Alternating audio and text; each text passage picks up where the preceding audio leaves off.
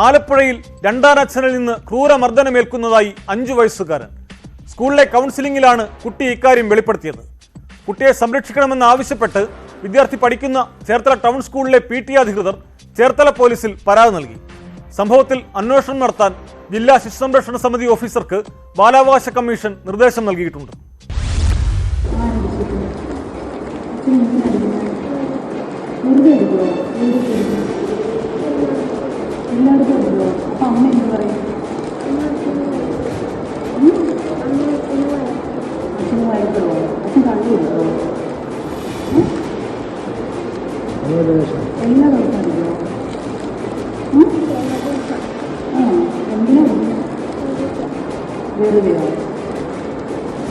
ഭക്ഷണമൊക്കെ തരുമോ?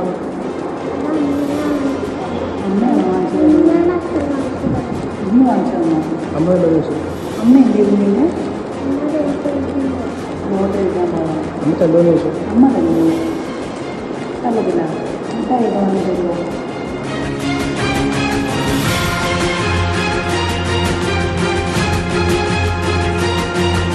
ചേർത്തല നഗരസഭയിലെ 11ാം വാർഡിൽ നിന്നും ടൗൺ സ്കൂളിലെത്തുന്ന 5 വയസ്സുകാരനാണ് ഞെട്ടിക്കുന്ന വിവരങ്ങൾ സ്കൂൾ PTA അംഗങ്ങളോടും അധ്യാപകരോടും തുറന്നു പറഞ്ഞത്.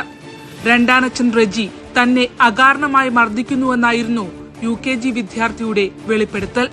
ശരീരമാസകലം അടിക്കുമെന്ന് കുട്ടി വ്യക്തമാക്കുന്നു.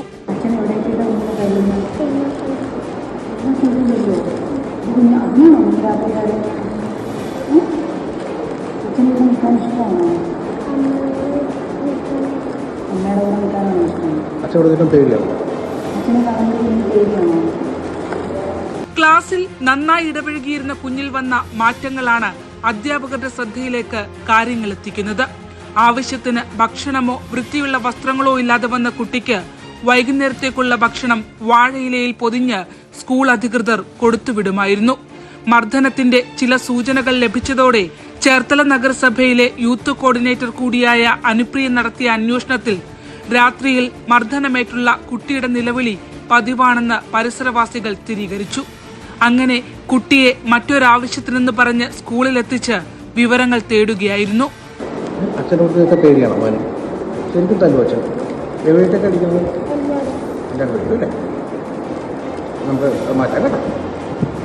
കുട്ടിയോട് വിളിച്ച് കാര്യങ്ങൾ അന്വേഷിച്ചതിൽ വെച്ചിട്ട് കുട്ടിയുടെ രണ്ടാനച്ഛനായിട്ടുള്ള റെജി എന്ന് വിളിക്കുന്ന വ്യക്തി കുട്ടി നിരന്തരമായി അതിക്രൂരമായി ശാരീരികമായും മാനസികമായും ഉപദ്രവിക്കുന്ന ശ്രദ്ധയിൽപ്പെട്ടു. തുടർന്ന് PTA ചേർത്തല പോലീസിൽ പരാതി നൽകി. കുട്ടിയുടെ അമ്മ ലോട്ടറി വിൽപ്പന നടത്തിയാണ് ഉപജീവനം കഴിക്കുന്നത്.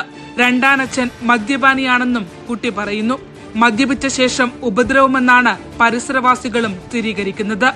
ന്യൂസ് 18 വാർത്ത ശ്രദ്ധയിൽപ്പെട്ടതിനെ തുടർന്ന് ബാലാവകാശ കമ്മീഷൻ സംഭവത്തിൽ ഇടപെട്ടു. അന്വേഷണം നടത്താൻ ജില്ലാ ശിശു സംരക്ഷണ സമിതി ഓഫീസർക്ക് നിർദ്ദേശം നൽകി. പരിശോധന നടത്തി വീട്ടിൽ നിന്ന് കുട്ടിയെ അടിയന്തരമായി മാറ്റണമെങ്കിൽ നടപടിയെടുക്കാനും നിർദ്ദേശം നൽകിയതായി ആലപ്പുഴയിൽ നിന്നുള്ള സംസ്ഥാന വനിതാ കമ്മീഷൻ അംഗം അഡ്വക്കേറ്റ് ജലജ ചന്ദ്രൻ ന്യൂസ് 18നോട് പറഞ്ഞു.